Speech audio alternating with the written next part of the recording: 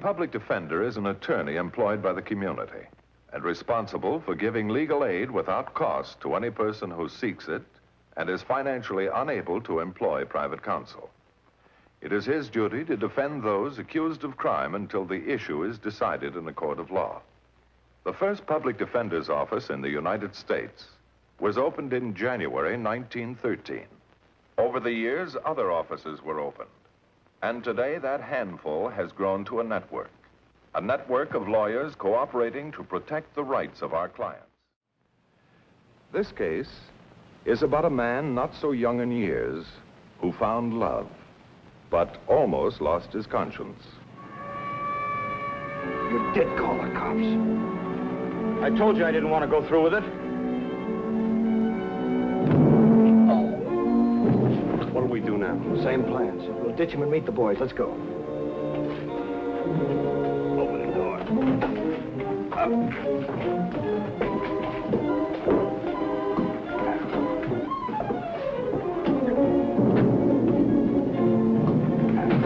Okay, get going.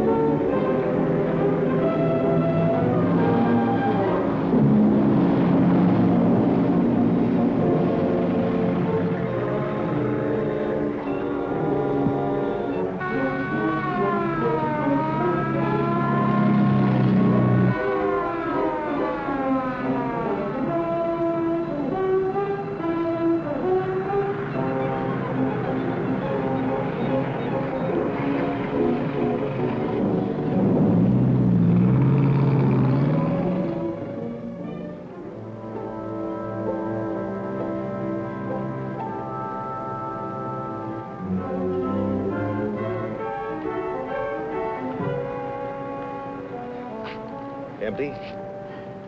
You're the Mike Polachek who called the station, huh? I didn't call anybody. You sure you know what you're talking about, Polachek? The desk sergeant said... Look, I told you I didn't call anybody. Maybe you'd better tell the lieutenant about it.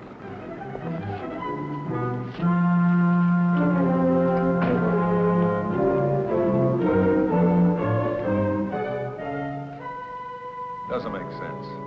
A man calling himself Mike Polachek calls the police at 11:30 that night and asks for help. Wasn't me. I find it hard to believe you. I don't get it. I've checked with the Trucking Association. You're their idea of a professional driver, alert, safe, no police record, good, solid citizen. Now, the police know that you're involved in this hijacking, but you couldn't have made off with that whole load of coffee all by yourself. Now, what are you hiding? Who are you protecting? Why did you call the police in the first place? I told you I didn't call anybody. Now, Mike, I'm your lawyer. I believe that you're withholding evidence that could get you out of this mess. I don't want your help. Just leave me alone. Okay. They say that silence is golden. But is it worth spending 5 years in jail? Think it over, Mike. Oh, hello, Lieutenant. Mr. Matthews, did you get Polachek to talk? No, why? Well, the captain thinks there's something phony, too. He's assigned me to look further into the case. Welcome aboard, Riley. Got any angles? A few. I'll be around.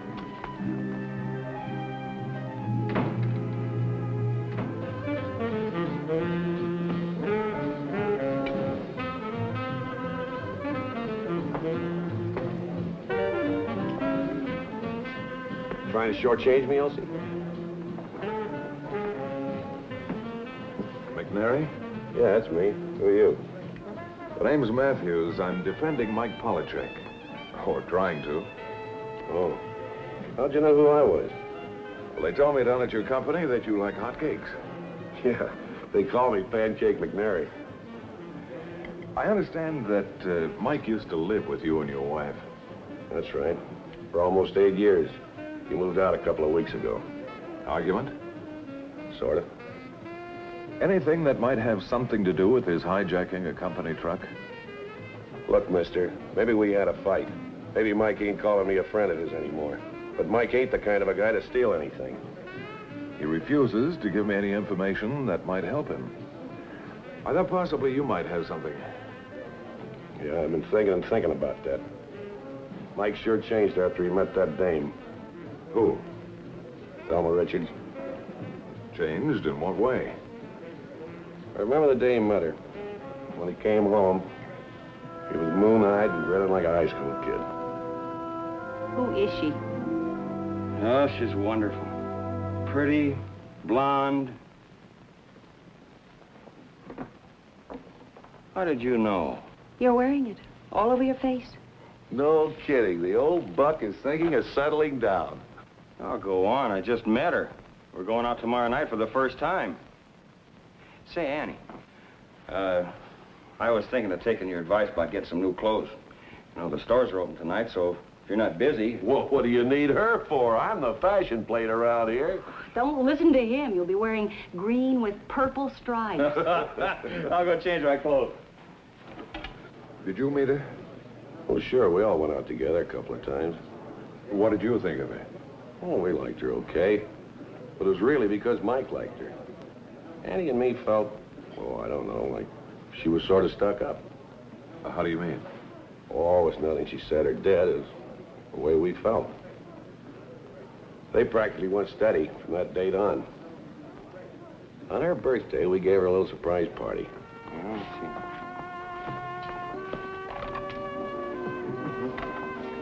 Oh, that's great. 2 left feet. I'll never learn to You're dance. just modest. In a couple of weeks, you'll be doing the mambo. Then we'll go down to the Carlton House and show off. The Carlton House? It's way above our heads, ain't it, Annie? The closest I ever got was passing it on a bus. Well, come on, everybody. Come and get it. Oh, I'm about ready, too. I'll get the potatoes. Don't be too long. Okay. There we are. Mmm, they look delicious. Oh, he's a great cook. Yeah, you ought to taste my flapjack. Barbecued?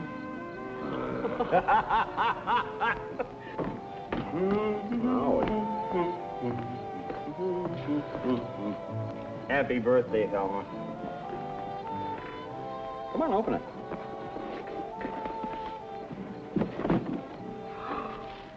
Mike, a fur coat. Come on, let's try it on.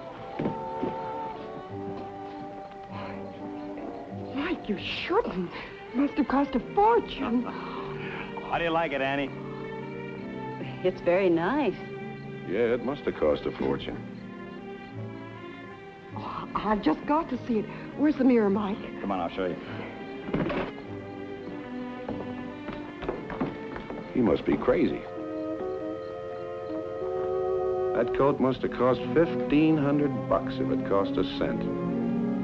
Maybe it was none of my business, but Mike was a pal of mine. I wanted to know the score. I waited till he got home that night. It was kind of late. Well, I thought you'd be asleep. I wasn't very tired. That was a wonderful party. You know, Thelma said it's probably one of the best parties she's ever been to. Yeah, I'll bet it was. Did you have a good time, Tom? Oh, sure, everything was great. Everything but the coat. Coat? It took you years to save the dough you must have paid for that fur.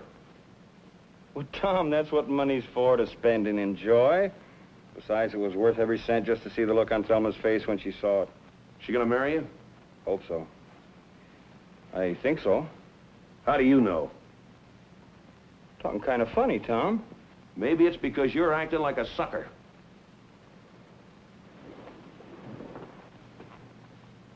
Are you talking about Thelma?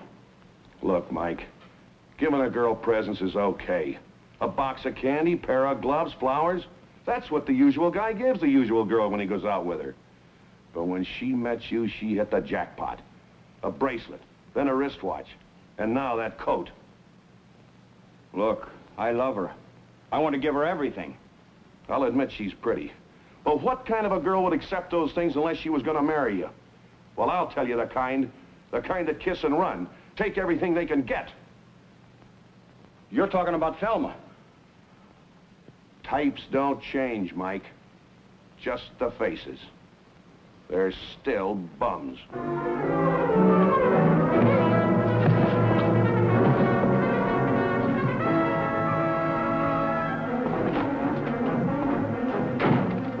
Maybe I was mistaken. Maybe I shouldn't have shot off my mouth. That's the way I figured it. He moved out the next day. Anything else you can remember? No. He's no crook, Mr. Matthews. He's a friend of mine. Help him, will you? I'll try. Thanks. The Polachek case was baffling. I'd gotten a lot of information, but none of it seemed to dovetail. Hey, you look worried. Oh, the word is frustrated. I got medicine for that. Who's our visitor? An undesirable character calls himself Steve Edwards. Sit down. Any other aliases? He's very uncommunicated. He was picked up at Zeta Market's warehouse trying to sell some coffee. A lot of coffee. Turns out the coffee came from Polachek's truck. Have Mike Polachek brought down. As soon as possible, please. I think you brought the right medicine, Lieutenant.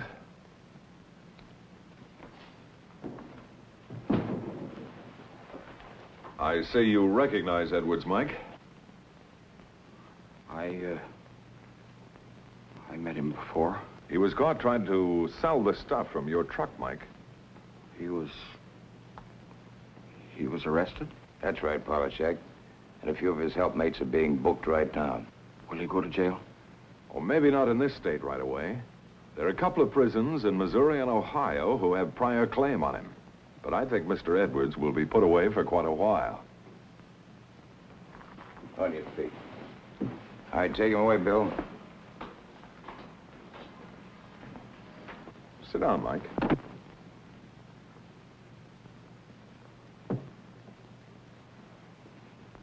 Are you telling me the truth? He'll be in jail? It's true. You want to talk now, Mike? Then she's safe. He'll be in jail. You can't hurt her. When did you first meet this Edwards? About a month, or maybe 6 weeks ago. Did Thelma introduce you to him? Selma wouldn't know his kind. No, I met him after one of my stopovers at Grady's Diner. He was standing by my truck. I didn't pay any attention to him. Carrying a big load there, huh? Oh, biggest in the line. Drive it 5 days a week. What do you carry? Oh, all sorts of things, mostly groceries. Been hauling coffee the last week. Coffee? Yeah. That's like diamonds. Sure is. I'll bet this rig can carry $10,000 or $20,000 worth, huh? Maybe more than that. The driver can make himself a lot of dough. I do all right. I mean real dough. $2,000, $3,000, $5,000. How? By losing the rig. Huh? Well, you know, for instance, you're in having a cup of coffee and you don't hear somebody else driving away. You ain't making me a deal, are you? Who, me? No. No, but I got a friend who might, though. That is, if you're interested in a little extra money. Move on, Chiseler, before I tear you apart. Okay. I'll be around.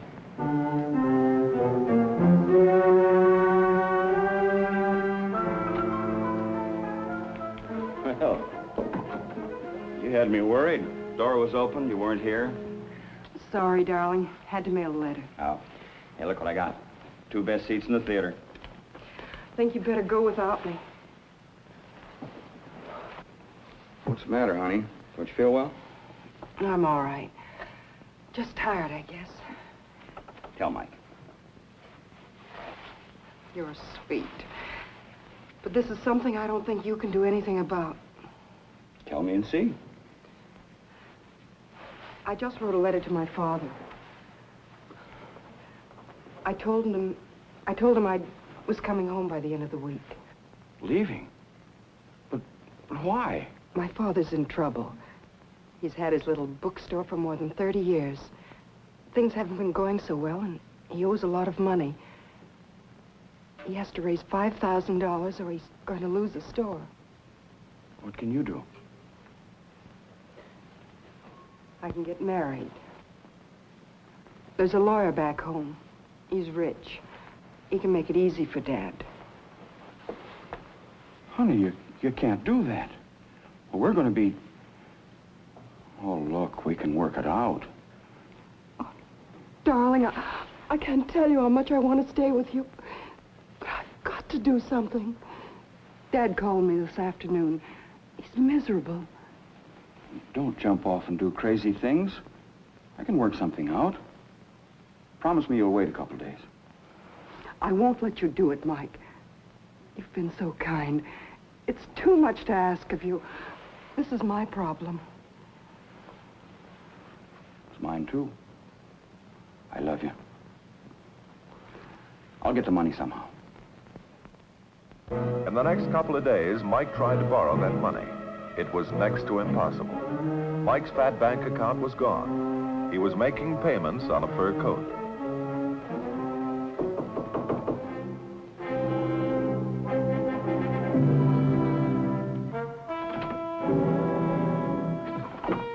Hello, honey.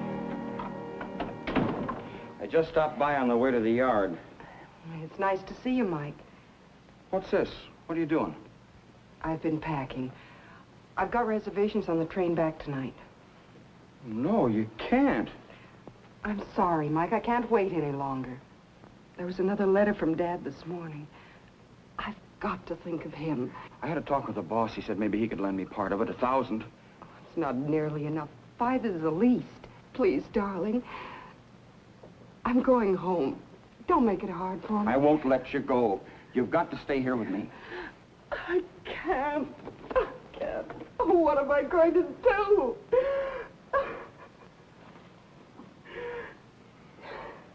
I'll get the money. I swear I will. Mike was resolved to keep that promise, and there was only one place where he could get that $5,000. You all set, Mike? Yeah, I guess so. Now, look, it's very simple. You're in having dinner and the truck disappears. You give us 20 minutes, then you go to the phone and call the police and report it. I don't know. You sure it'll be all right? Sure, I'm sure. What's the matter? You getting chicken? You're either in or you ain't. Make up your mind. I'm in. Good. What time will you get the load to the diner tonight? About 11:30. Fine, I'll meet you there with the money. For the first time in Mike's life, he was doing something dishonest, and he despised himself. But Mike knew it was either get that money or lose the only woman he ever really loved.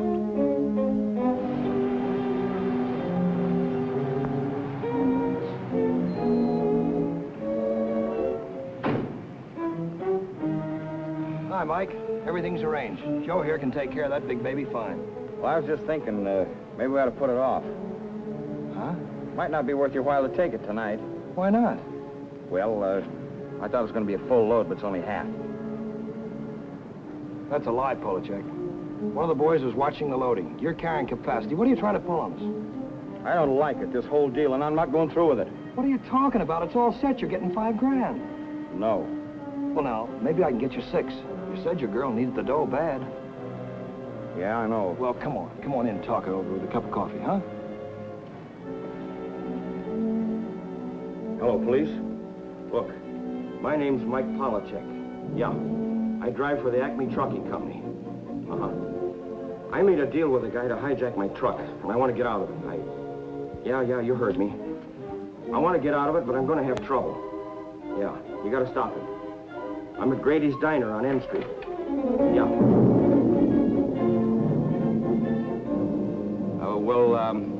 Are you sure you feel all right, honey? I was kind of worried.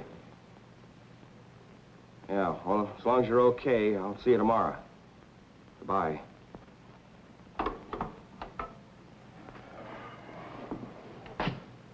I thought maybe you were calling somebody else. I don't know what you're talking about. Maybe I'm talking about your backing out. I'm no crook. I worked for this outfit for a long time, and Nobody'd suspect you. You're drinking coffee and somebody steals your truck. It's simple. Won't work. Anybody'd know I was lying. I know the sound of that motor. I'd know it was running. Look, I don't have to apologize to you. I changed my mind, you understand? Drop your hands. Go straight through that door right over to the truck, you hear? And don't start anything because I'll be too close to you to miss. Get going.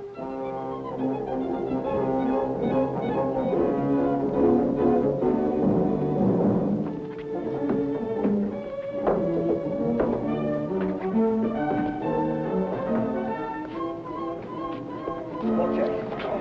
Can you hear me? Can you hear me? Yeah, I can hear you. Well, listen, and listen good. I don't care if the police pin this rap on you, but if you rat out on me to the cops, your girlfriend Thelma isn't going to live very long, understand? Don't hurt her. I won't talk. Just don't hurt her. Okay, remember. Well, that's why I couldn't talk. You understand, don't you? She loves me. We're going to be married. I just didn't want him to hurt her. And now? Now she's safe. He'll be in jail. She's safe.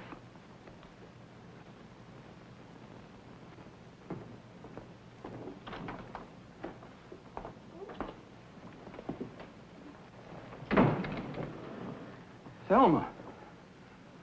What are you bringing Thelma here for? She doesn't belong in a place like this. You got a few wrong ideas about Thelma. She's been mugged and fingerprinted in 3 states.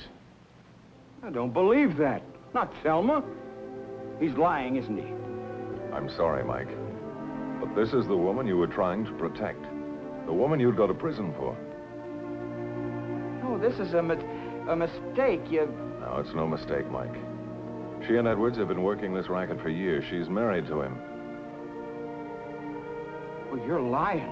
That couldn't be. Thelma would... She would have told me. Help me, Mike. Please help me. We'll be married. Get me a lawyer, a good lawyer. Just a minute, Mike. Here's something you ought to see. And I think Thelma can find her own attorney and pay for him, too. What are these? Pawn tickets. Thelma liked to turn everything into cash. Pawn tickets? What for? Your presents. The watch, the fur coat.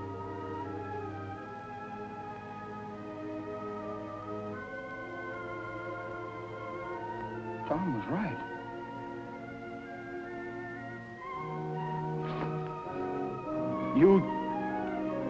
You're no good.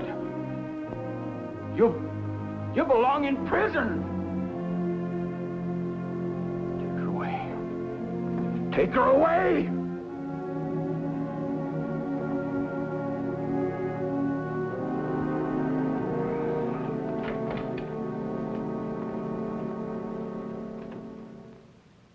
Thelma, Steve Edwards, and their whole mob were convicted and sentenced to terms up to 10 years in the penitentiary. In view of Mike's complete cooperation, the district attorney moved for dismissal of the charges against him in the interest of justice. Mike is back with the Acme Trucking Company, and he's still the best driver they've got. And he's the McNary star boarder again. The case you have just seen was brought to a fair and just conclusion through the efforts of a public defender. Tonight, Philip Morris salutes Public Defender Daniel J. Higgins, Placer County, Auburn, California, and his staff for outstanding achievement in the cause of justice.